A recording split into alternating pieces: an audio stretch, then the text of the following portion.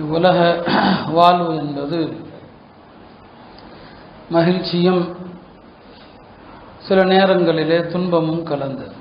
ஆனாலும் ஒரு முஸ்லிமை பொறுத்தவரை எல்லா நிலைகளிலும் அவருடைய உள்ளம் மகிழ்ச்சியோடு இருக்க வேண்டும் என்பதைத்தான் மார்க்க விரும்புது. கவலையை மார்க்க விரும்புறதில்லை.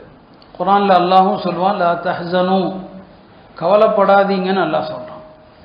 ஹதீஸில் நபி ஸல்லல்லாஹு அலைஹி வஸல்லம் அவர்கள் கவலையோட்டும் பாதுகாப்பு தேடினாங்க. அஊது பிக்க மினல் ஹம்மி வல் ஹஸன்.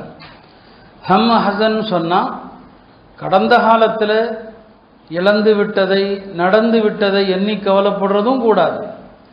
வருங்காலத்தில் இப்படியெல்லாம் நடந்து விடுமோ என்று கவலைப்படுதலும் கிடையாது. ரெண்டு வகையான கவலைகளை விட்டும் நபி ஸல்லல்லாஹு அலைஹி வஸல்லம் அவர்கள் அடிக்கடி அல்லாஹ்விடத்தில் பாதுகாப்பு தேடுவாங்க.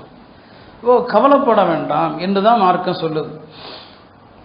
ரசூல் ஸல்லல்லாஹு அலைஹி வஸல்லம் ஹிஜ்ரத்துடைய பயணத்தில் ஹஜ்ரத் அபூபக்கர் ரலியல்லாஹு அன்ஹு அவர்களோடு குகையில் இருந்தபோது எதிரிகள் சுற்றி வளைத்து நிற்கிறார்களே என்று ஹஜ்ரத் அபூபக்கர் கவலைப்பட்ட போது நபி ஸல்லல்லாஹு அலைஹி வஸல்லம் சொன்ன வார்த்தை என்ன?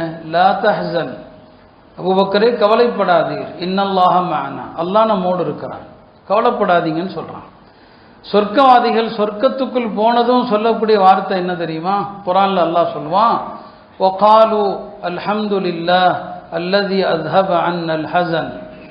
அந்த சொர்க்கவாசிகள் சொல்லுவாங்க, அல்லாஹ்வுக்கே எல்லா புகழும், எந்த ரப்பு எங்களை விட்டும் கவலையை நீக்கினானோ அந்த ரப்புக்கே புகழ் அனைத்தும். அப்போ சொர்க்கத்தில் உள்ள பெரிய முதல் நியாமத்து என்னன்னா கவலை இருக்காது. அல்ஹம்துலில்லாஹ் அல்லதி அஸ்ஹப அன்னல் ஹஸன். இப்படி குர்ஆன்ல ஹதீஸில் பார்த்தீங்கன்னு சொன்னால் கவலை இருக்கக்கூடாது.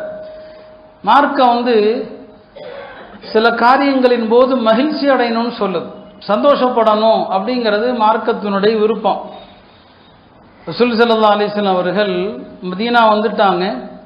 மக்கால இருக்கும்போது முஸ்லிம்களில் ஒரு கூட்டம் அபிசீனியாவுக்கு ஹிஜ்ரத் செஞ்சு போயிருந்தாங்க. அப்படி அபிசீனியாவுக்கு ஹிஜ்ரத் செய்து போனவர்களில் நபி ஸல்லல்லாஹு அலைஹி வஸல்லம் அவர்களுடைய பெரிய தந்தை மகன் ஜாஃபர் இப்னு அபி தாலிப், ஹஜ்ரத் அலியுடைய சகோதரர் ஜாஃபர். அவர் தோற்றத்தில் நபி ஸல்லல்லாஹு அலைஹி வஸல்லம் அவங்கள மாதிரியே தான் இருப்பார். பெருமானார் ஸல்லல்லாஹு அலைஹி வஸல்லம் அவங்களுக்கு ரொம்ப பிடித்தமானவங்க ஜாஃபர் இப்னு அபி தாலிப். நபி ஸல்லல்லாஹு அலைஹி வஸல்லம் ஹிஜ்ரத் பண்ணி மதீனா வந்துட்டாலும் இந்த அபிசீனியாவில் இருந்தவங்கெல்லாம் அவ்வளோ எளிதில் மதீனா அவங்க வர முடியல, அங்கேயே தான் இருந்தாங்க. அவங்களாம் எப்போ வர்றாங்க அப்படின்னு சொன்னால் ஹிஜ்ரி 7ஆம் ஆண்டு ரசூல் ஸல்லல்லாஹு அலைஹி வஸல்லம் அவர்கள் கைபர் யுத்தம், யூதர்களுடனான யுத்தம், அந்த யுத்த வெற்றியில் முடியுது முஸ்லிம்களுக்கு.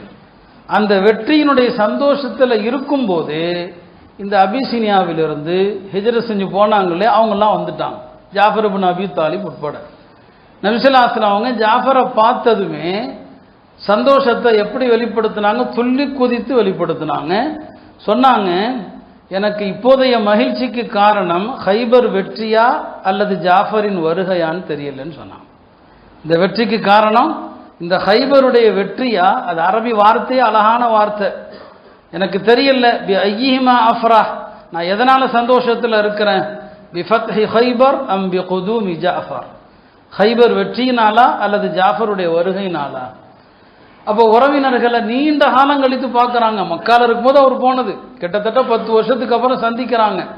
அப்போ அந்த நீண்ட கால சந்தோஷத்திற்கு பிறகு ஒருவரை பார்க்கிற போது அப்போ சந்தோஷத்தை ரசூல் ஸல்லல்லாஹு அலைஹி வஸல்லம் அவங்க வெளிப்படுத்துகிறாங்க.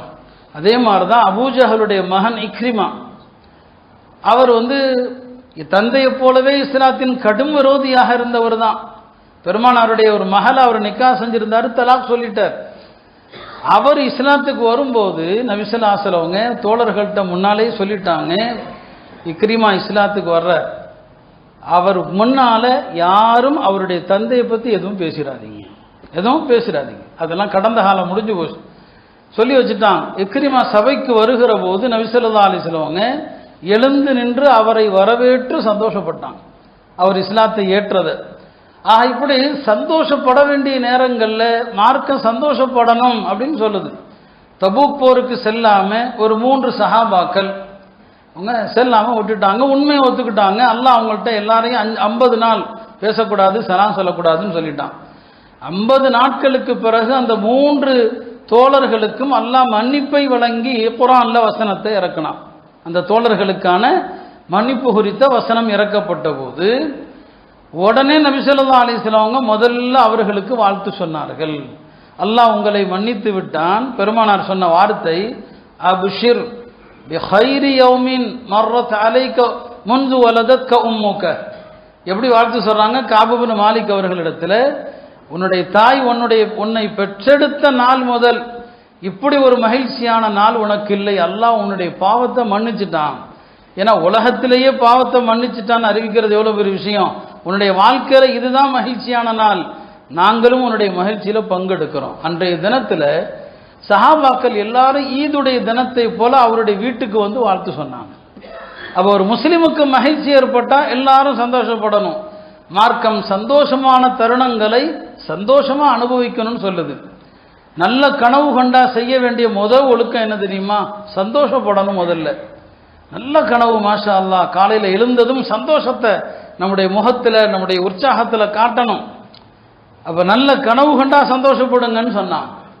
மழை பெஞ்சா சுன்னத்தே மழை வருகிறதுன்னு சந்தோஷப்படணும், கவலைப்படக்கூடாது. மழை அல்லாஹ்வுடைய நேரடி அருள், சந்தோஷப்படுங்கன்னு சொன்னான்.